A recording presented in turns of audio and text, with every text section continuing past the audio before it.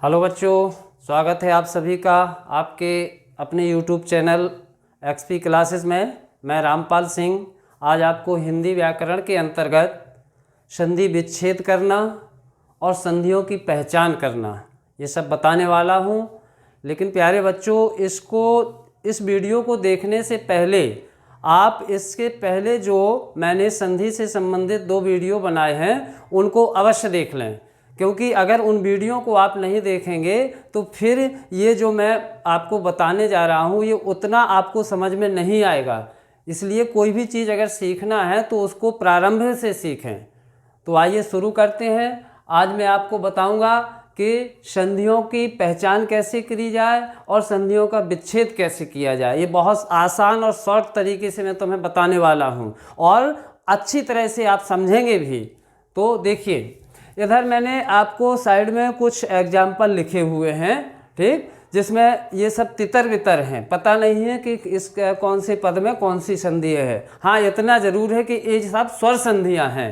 तो अब मैं इन्हें बताऊंगा कि आपको इनकी पहचान कैसे करनी है कि पावक में कौन सी संधि है या अभ्युदय में कौन सी संधि है और इनका विच्छेद कैसे करना है ये भी मैं समझाऊंगा। सबसे पहले हमें क्या करना है बच्चों कि ये जो शॉर्ट ट्रिक हैं केवल एक मैंने दोहे के रूप में लिखी हुई है और बाकी 2 अलग अलग हैं, ठीक। तो ये आपको बहुत हेल्प करने वाली हैं कि आप संधियों की पहचान कैसे करेंगे। देखो, पहले मैंने एक दोहा लिखा हुआ है, वो है दोहा आपका कि एक मात्र सो गुण कहें, दुई मात्र सो वृद्धि, अर्धाक्षर वाद या वा हो तो यड़ जानिए संधि।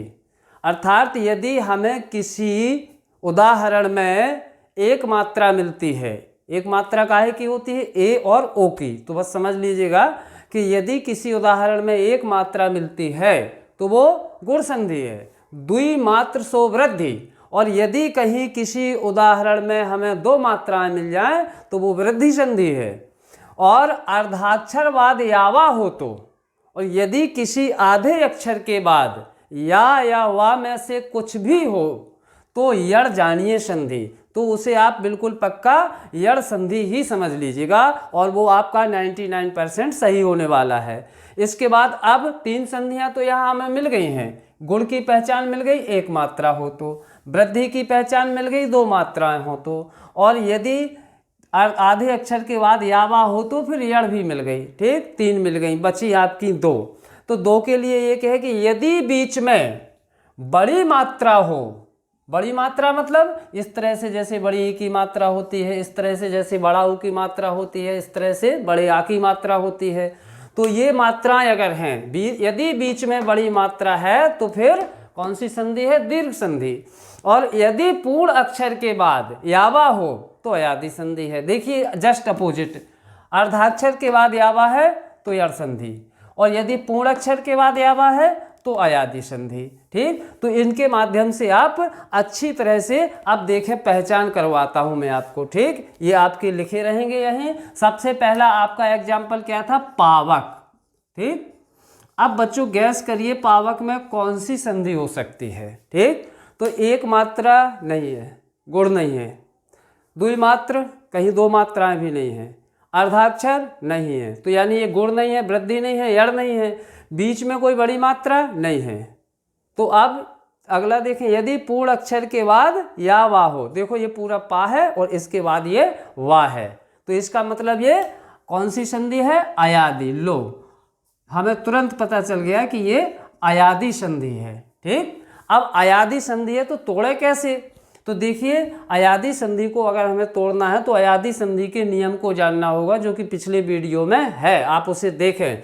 अयादि संधि में मैंने बताया था कि यदि बड़े आ के बाद या वा आए तो समझिए कि पहले वाले अक्षर में या तो औ है या अय है, ठीक। तो आव, पावक, पावक, आवक, आव आ रहा है, तो आव काहे से बनता है, आव बनता है बच्चों आव से, तो पा में क्या करो आप, आव लगा लो, ठीक। अब इधर क्या करना है, इस वा में देखो काहे की मात्रा है, इस वा में छोटे आ की मात्रा है, तो छोटे आ की मात्रा है तो छोटे आ से इस तरफ आ जाओ, तो इस तरह से आपका हो गया पौ प्लस अक पावक।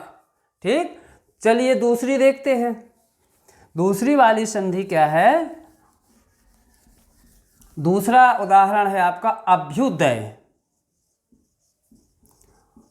अभ्युदय। ठीक, तो देखिए एक मात्र सो गुण कहे नहीं है उसमें एक मात्रा, द्वि मात्र सो वृद्धि, द्वि मात्राएं भी नहीं है, अर्धाक्षरवाद यावा है क्या? ये देखिए अर्धाक्षर है और ये या है, तो इसका मतलब ये यड़ संधि है। ठीक, तो अब एक तो पहचान हमारी हो गई कि अभ्युदय में कौन सी संधि है? यड़ संधि है। ठीक, अब इसका हमें विच्छेद करना है, तो विच्छेद कैसे करना है? हमें ये ध्यान रहना चाहिए कि यड़ संधि में जो या है वो काहे से बनता है। तो प्यारे बच्चों, मैंने पिछले वीडियो में ये भी बताया हुआ है कि ई का या ऊ का वा, तो ई का या हुआ है, तो इसका मतलब है कि हमें इस या को वापस ई में बदल लेना है। ठीक, तो अब ये तो क्लियर नहीं हो पा रहा है कि अभिधन या अभिधन, क्योंकि मैंने ये कहा है कि या को ई में बदल दो, ये तो नहीं कहा कि छोटी ई में बदल दो कि बड़ी ई में बदल दो। ई में बदल दिया तो या तो अभी बनेगा या अभी बनेगा, और इधर इधर क्या बनेगा? इधर फिर वापस या में आओ, और मात्रा देखो कि या में काहे की है? मात्रा है ऊ की। कैसे ऊ की? छोटा ऊ की, तो उदय।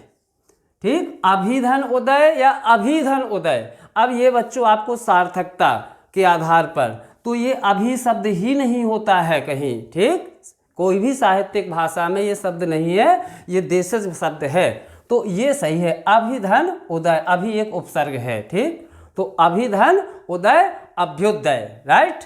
तो यड़ संधि भी पता चल गई और उसका विच्छेद भी हमें पता चल गया। अगला उदाहरण देखो।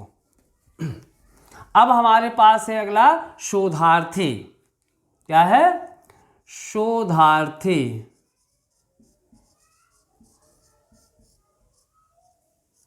ठीक, तो शोधार्थी एक मात्रा नहीं है बीच में कहीं, द्वि मात्रा नहीं है, अर्धाक्षर के बाद कोई आया नहीं आया है।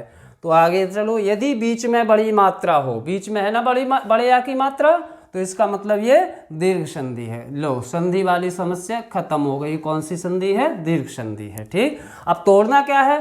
तो दीर्घ संधि का आसान सा नियम है कि दोनों तरफ क्या होना चाहिए? समान अक्षर। तो ये क्या है? बड़ा आ। तो ऐसे तोड़ दो कि दोनों तरफ बड़ा आ हो जाए। ठीक, तो एक तो बनेगा आपका शोध और एक बनेगा शोधा। ठीक, और इधर एक बनेगा आपका अर्थी और एक बनेगा आर्थी, क्योंकि मैंने ये कहा दोनों तरफ आ होना चाहिए। ठीक, अब इसमें से सही कौन है? दो में से, और इसमें से सही कौन है? तो देखिए, शोधा नहीं होता कुछ, शोध होता है ना, रिसर्च, और आर्थी नहीं होता कुछ। क्या होता है? अर्थी। अर्थी माने चाहने वाला, शोध को चाहने वाला, यानी जो रिसर्च करने का इच्छुक है वो शोधार्थी है। तो शोध प्लस अर्थी शोधार्थी, इसका आ और इसका आ, ये दोनों मिलकर के बड़ा आ बन गए। ठीक, तो इस तरह से ये भी हमने जाना कि शोधार्थी शोध प्लस अर्थी कैसे हुआ और कौन सी संधि है। अब अगले उदाहरण में आइए, हमारा अगला उदाहरण है दामोदर। क्या है? दामोदर। ठीक, चलिए संधि की पहचान करें। एक मात्र सो गुण कहें, क्या इसमें एक मात्रा है? बिल्कुल है। देखो ये है ओ की एक मात्रा। ठीक, तो गुण संधि है। अब आगे हमें जाने की जरूरत ही नहीं है। क्या है ये? गुण संधि। ठीक, अब इसको तोड़ना है, तो अब ये हमें ध्यान रखना है कि ओ काहे से बना होगा ये। तो ओ काहे से बनता है? आ प्लस ऊ से। तो उस तरफ दाम में ले जाओ आ, इस तरफ ले आओ ऊ। ठीक, तो अब या तो ये दाम बनेगा या नहीं तो दामा बनेगा, क्योंकि इस तरफ हमें जो आपका पहला पद है उसमें हमें या आ लाना है, चाहे वो छोटा आ हो या बड़ा आ हो। इधर इधर आपकी ऊ आना चाहिए। अब उधर भी हो सकता है और उधर भी हो सकता है। ठीक, तो अब हम देख लें कि हम बोलचाल में क्या क्या सुन बैठे हैं। दामा तो नहीं सुना होगा कभी, तो दामा गलत है। क्या सही है? दाम। इधर उधर ना सुना होगा कहीं, उधर सही होता है। दाम धन उधर दामोदर। ठीक, ये हो गया आपका विच्छेद। यानी ये सार्थकता वाली बात है कि दोनों शब्दों की में सार्थकता होनी चाहिए, है ना। ऐसे कुछ भी दामाधन उधर भी जोड़ दोगे तो दामोदर बन जाएगा। खैर, अगला अगला है आपके पास नंबर 5, अतीक्षा। क्या है? अतीक्षा।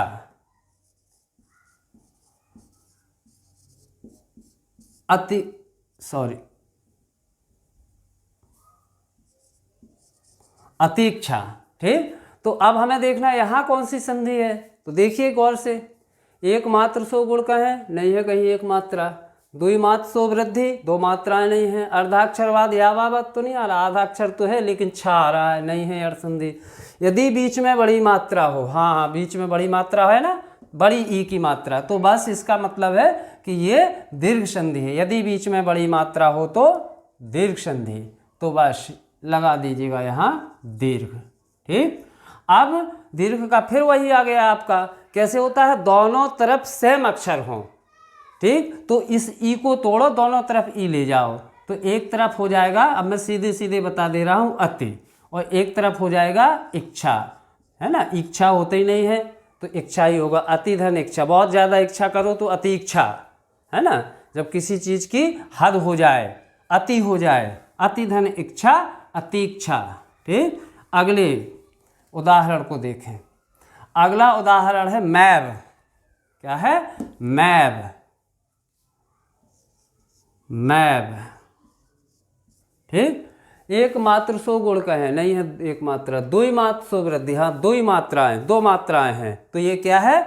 वृद्धि संधि है। क्या है बच्चों? वृद्धि संधि। ठीक, अब वृद्धि संधि को कहा है तोड़। वृद्धि संधि का तोड़ होता है, जो नियम है वृद्धि का, आ के बाद ए आय आना चाहिए या आ के बाद ओ आओ आना चाहिए। तो आय हुआ है तो पक्का है ए आय ही आया होगा आ के बाद। तो आ के बाद यदि ए आई आया है तो दोनों लगा के देख लो। ठीक, इधर आ गया आपका माँ और माँ, इधर आ गया आपका एब और एब। ठीक, अब आपको इन दो में से छांटना है कि कौन सही है, और इनमें से भी छांटना है कि कौन सही है। ठीक, तो आप भी जब वीडियो देखें तो उसमें अपना पहले से भी देख सकते हैं, करने का प्रयास कर सकते हैं। तो आप इसको सही मानेंगे या इसको सही मानेंगे, आप अपनी तरफ से भी जवाब देने का प्रयास करें। मैं आपको बता दूं, इसमें ये वाला सही है, माँ और एब। ठीक, ये दोनों सही है, माँ धन एब। ये माँ नहीं होता कुछ नहीं, ये एब नहीं होता कुछ नहीं, है ना। माँ धन एब मैब। इसके बाद बद्ध्वादेश। बद्ध्वादेश में देखिएगा कैसे टूटता है बद्ध्वादेश। ठीक, तो अब हमें देखना है, फिर पहचान देखना है। एक मात्र नहीं है लेकिन वो देश एस, मतलब वो पूरा देश शब्द ही है, तो कोई मतलब नहीं है। दुई मात्र सो वृद्धि, दो मात्राएं नहीं है। अर्धाक्षरवाद या वाह, ये है, अर्धाक्षर है और ये वाह है। ठीक, तो अर्धाक्षर के बाद या वाह आया तो क्या हो गई? वो यड़ होती है संधि, यड़ संधि हो गई। अब तोड़ना कैसे है? तो यहाँ आदि अक्षर के बाद क्या बना है? वाह। वाह काहे से बनता है यड़ संधि में? वाह बनता है आपका ऊ से। ठीक है ना, ई का या हो जाता है, ऊ का वाह हो जाता है, री का रा हो जाता है। ये सब पुराने वीडियो में पढ़ा हुआ है, आप देखिएगा। ठीक, तो वाह जो है वो काहे का बनता है? ऊ का। तो धा में ऊ लगा दो, बस खत्म। अब ऐसे लगेगी या ऐसे लगेगी। ठीक, तो और इधर इधर उसी वाह में फिर जाना है हमें। तो वाह में देखो मात्रा काहे की लगी है? ये बड़े आ का डंडा है ना, तो बड़ा आ लगा है, तो बड़ा आ से इधर आ जाओ। ठीक, बस इनमें से सही चुन लो कि कौन सही होता है। तो प्यारे बच्चों, वधू होता है, वधू नहीं होता कुछ। ठीक, वधू, वधू मतलब बहू, बहू का आदेश है ना, बद्ध्वादेश। ये गलत है, ये सही है, वधू धन आदेश, बद्ध्वादेश, यड़ संधि। ठीक, नेक्स्ट अब है गणेशोत्सव। गणेशोत्सव। ठीक, तो एक मात्र 100 गुण करें, एक ही मात्र तो है, यहाँ भी है यहाँ भी, उसको आप चाहें 2 बार भी तोड़ सकते हैं। ठीक, तो एक मात्र 100 गुण का है, यानी ये गुण संधि है। अब आप कहेंगे यहाँ तो अर्धाक्षर भी है, तो अर्धाक्षर है लेकिन यावा तो नहीं आ रहा है ना, इसलिए आपको परेशान नहीं होना है। ये इधर जो है वो गुण संधि है क्योंकि एक मात्रा है। तो अब इसको तोड़ना है कहाँ से, यहाँ से तोड़ना है। ठीक, यहाँ से, जहाँ वो मात्रा होती है ना वहीं से टूटती है। ठीक, तो ओ हुआ है। अब ओ काहे का हुआ है, ओ हुआ है आपका ऊ का, क्योंकि गुण संधि का नियम कहता है कि आ के बाद ऊ आए तो ओ हो जाता है। तो इसका मतलब ये आ के बाद ऊ आई है तभी ओ हुआ है। तो आ ले जाओ उस तरफ। ठीक, तो या तो आपका आ उस तरफ जाएगा तो बनेगा गणेश या बनेगा गणेशा। ठीक, और इधर लाएंगे आप तो इधर का लाना था, काय से हुआ था ओ, ऊ से हुआ था ओ, तो इधर प्लस के इस तरफ लाएंगे हम उत्सव या उत्सव।